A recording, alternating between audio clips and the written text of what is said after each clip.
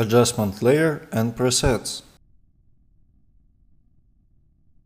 So, what do we need to use to get one effect or another? Let's consider such a thing as an adjustment layer. It's created in New Item, Adjustment Layer in the project panel. By default, it's created with a size equal to the selected active sequence. Then we click OK and move it to the timeline. Adjustment layer is essentially an empty transparent video with one important feature. Any effect that is applied to this video is reflected on all the videos below it. First of all, we can apply any color correction to the adjustment layer.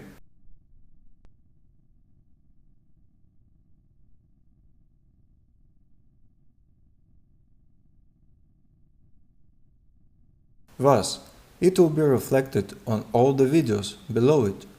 The effect stops working as soon as the video ends with the adjustment layer. Due to this feature, we can create any effect that we need. For example, we choose fast blur in order to get the effect of horizontal blurring. Our image is blurred horizontally. To do it, we take fast blur, apply it to the adjustment layer, and move it to the splice. We can use the M hotkey to highlight the splice or any other area with a marker. When we move the adjustment layer, it will be spliced to the place where the lower clips are spliced together. Now we put 3 points to fast blur in the effect controls. In the middle, at the beginning and at the end, we have fixed 3 values. Then we set the central blurriness value to 92. Select blue dimensions horizontal and enable repeat edge pixels. So we have got the desired effect. Here you can edit non-linearity. Let's set the is out interpolation to the first point, the is in interpolation to the end point, and stretch the tendrils a little. If we want to make the effect slower, then we will push the adjustment layer and the points on the effect controls panel. Next, we copy the created adjustment layer to other splices. What should we do if we want to use the created adjustment layer in other projects? Naturally, we need to save it as a preset.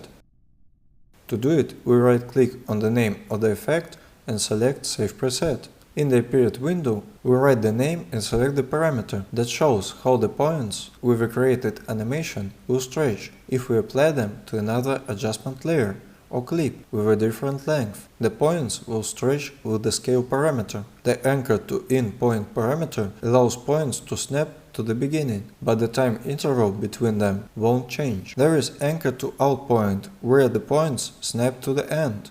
The parameter will allow you to retreat from the end by as many pixels as seconds we have now. Then it rewinds it back, leaving the same intervals between them. In our case, we select Scale and click Save. You can find it in the Effects panel in Presets. We can also use it further. For example, we opened another project, selected a different adjustment layer, cut its length and applied our created preset. Thus, we can make a lot of transitions and presets using different effects and parameters. A preset can include a large number of parameters. To do it, we need to highlight all the effects together and create a preset. If we repeat any action in the project more than 3 times, then we should assign shortcuts and create a preset. It will simplify our work and save processing time.